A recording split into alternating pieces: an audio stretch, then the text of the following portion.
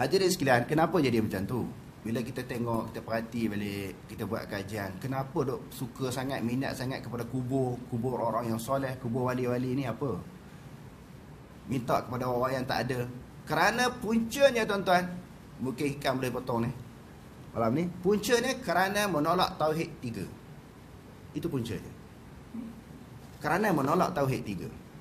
Tauhid 3 ni dikatakan sebagai Wahabi. Cuba tuan-tuan baca dalam kitab ni. Kitab yang lain saya dah tunjuk banyak lah. Kitab Aqidah Ahlussunnah wal Jamaah yang dikarang oleh bekas Mufti Sabah, Haji Said bin Haji Ibrahim. Haji Said bin Haji Ibrahim. Puncanya menolak tauhid 3. Mereka kata tauhid 3 ini Ibn Taymiyah, tauhid 3 ini adalah Wahabi. Subhanallah. Kalau kita baca kitab-kitab akidah sebelum kemunculan Muhammad bin Abdul Wahab, sebelum lahirnya Ibn Taymiyah, kita dah jumpa yang 400 hijrah, 500 hijrah, dah ada dah ulama membahaskan tentang tauhid uluhiyah, rububiyah dan juga asma' wal sifat. Di antaranya Imam Tahawi di dalam Aqidah Tahawiyah. Dia bukan Wahabi. Yang ni diterima oleh orang pondok. Salafi ke, golongan Asy'ariyah ke, Maturidiyah, terima Aqidah Tahawiyah ni. Dia dah sebut dalam kitab tu ada tauhid rububiyah, ada tauhid uluhiyah. Kita tengok sikit apa pengertiannya. Yang saya duk nampak sehari dua ni, bila tolak tauhid ni. Sebab bila kita beriman, kita terima tauhid uluhiyah ni, tiada Tuhan yang disembah semata-mata mereka kepada Allah, yang dapat mendatangkan mudarat dan juga manfaat. Semata-mata Allah, bukan lain. Bukan wali, bukan kubur, semata-mata Allah. Pengertian tauhid uluhiyah, hal-hal yang berkaitan dengan ketuhanan.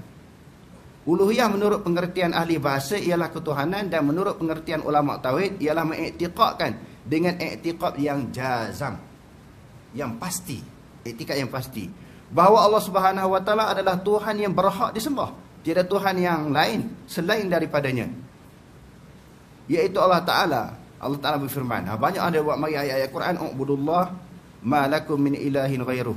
Sembahlah Allah, tiada Tuhan yang disembah melainkannya. Itu tauhid uluhiyah. Tuan-tuan balik baca malam lepas ni, nak tidur, sebelum tidur ni, baca kitab ni. Ubudullah, banyak ayat Quran suruh sembah Allah. Tiba-tiba satu ajaran baru, hadi minallah, tak boleh sembah Allah, syirik dia kata.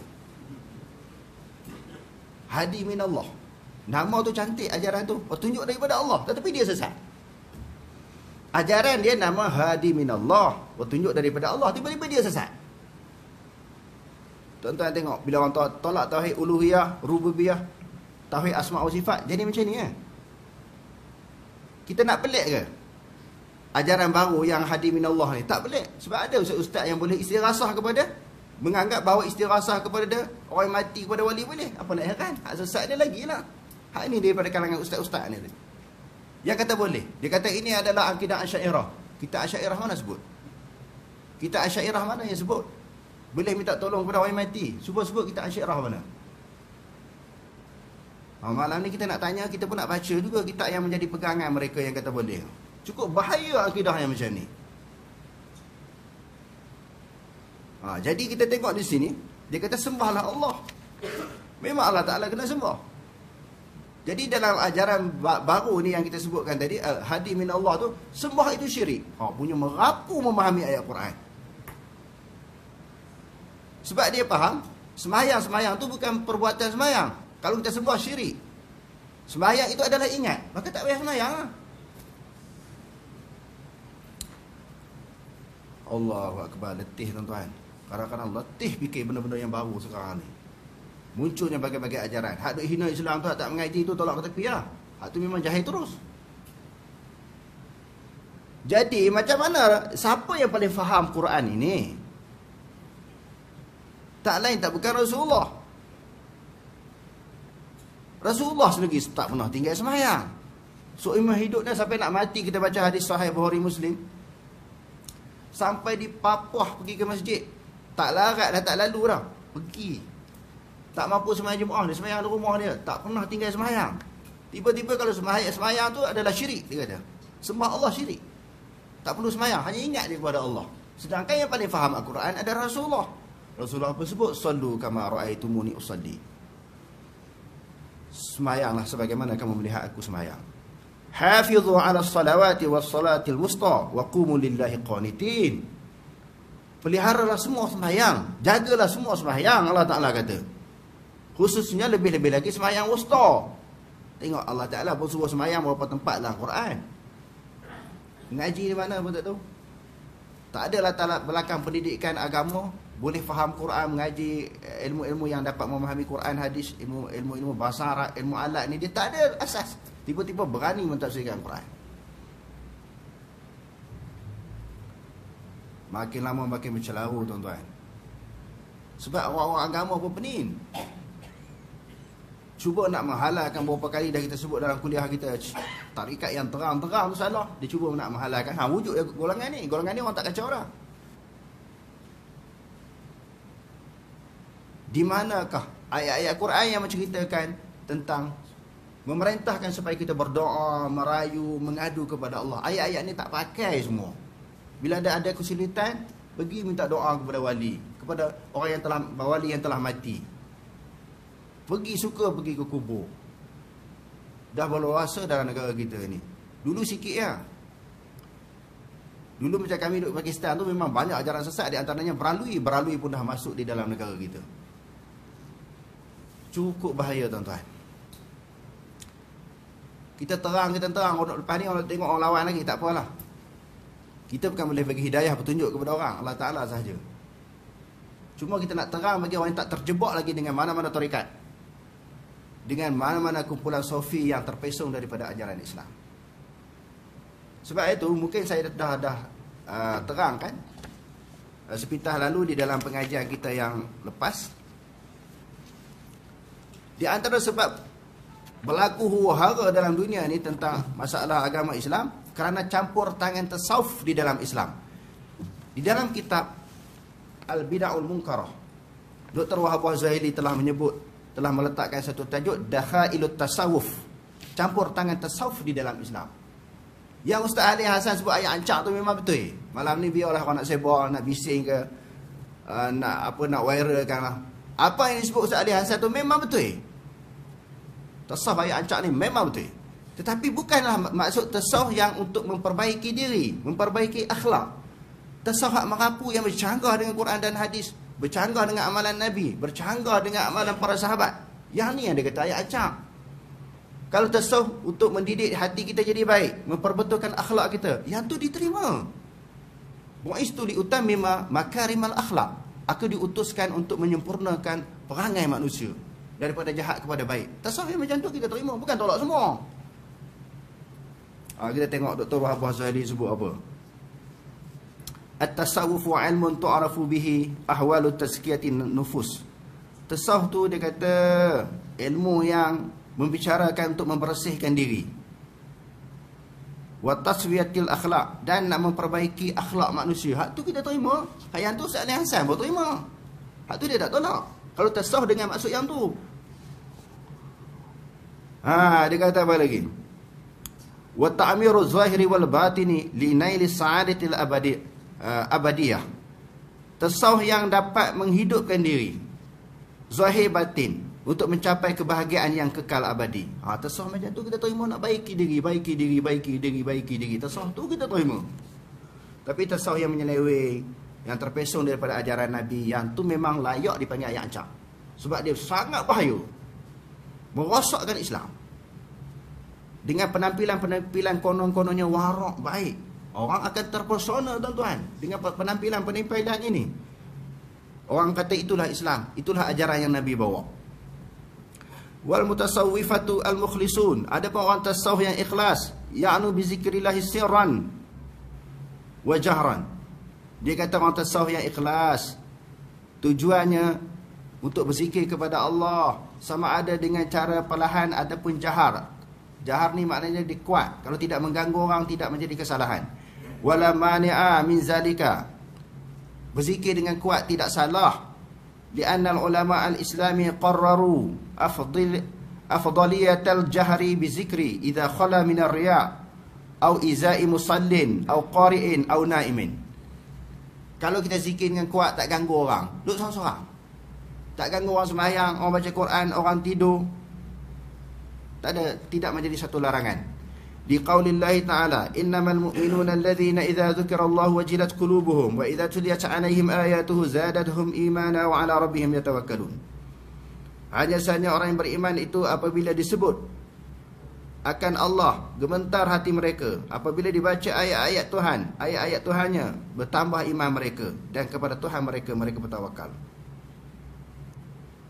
Hadis ini yang kita bacakan tadi tentang ayat ni, ayat Quran ayat 2 surah Al-Anfal.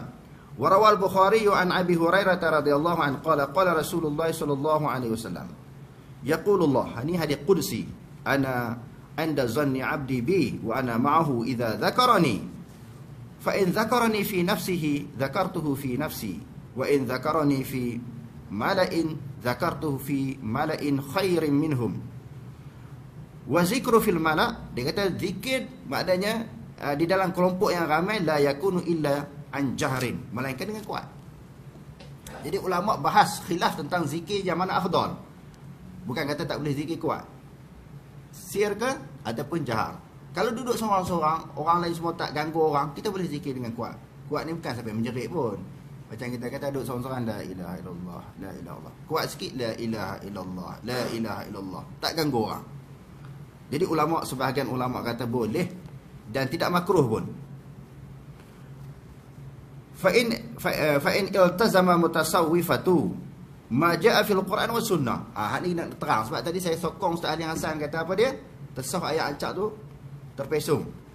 Hak betulnya dia kata tesauh yang melazimi Al-Quran dan sunnah apabila telah beritizam, berpegang teguh oleh golongan tasawuf dengan apa yang datang daripada Quran dan sunnah, fala i'tiradu alaihim. Hak ni kena jelas. Tak ada bangkangan, tak ada tikai. Semua orang boleh terima. Golongan Salafi ke ataupun golongan yang dituduh sebagai Wahabi ke, yang ni tidak ada bangkangan.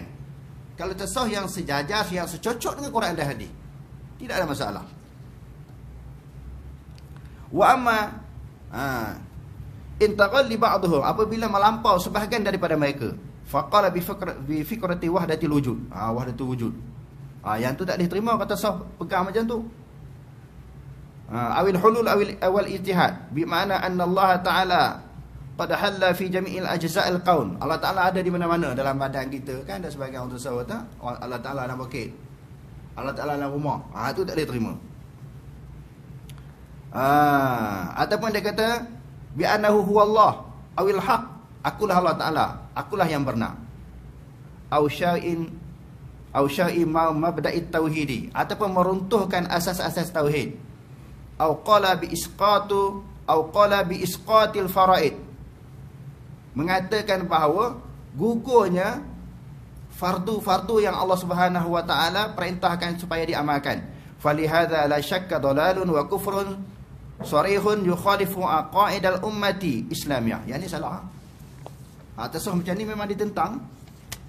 Au bi an qala, dia kata wa mislu zalika man qala bi anna li shaykhin ma juz'an min at-tasawuf min at-tasarrufi fil qaum. Guru dia campur tangan, maknanya sebahagian daripada kuasa Allah. Allah Ta'ala nak menentukan sesuatu perkara, ada campur tangan daripada guru dia. Allah Ta'ala maknanya bersekutu dengan tok guru dia. Yang ni tasawuf yang macam ni tak boleh diterima. Jadi kita tengok muncul banyak lah tasawuf zaman sekarang ni. Sebab itu kalau kita bahas tentang masalah tasawuf ni, orang marah.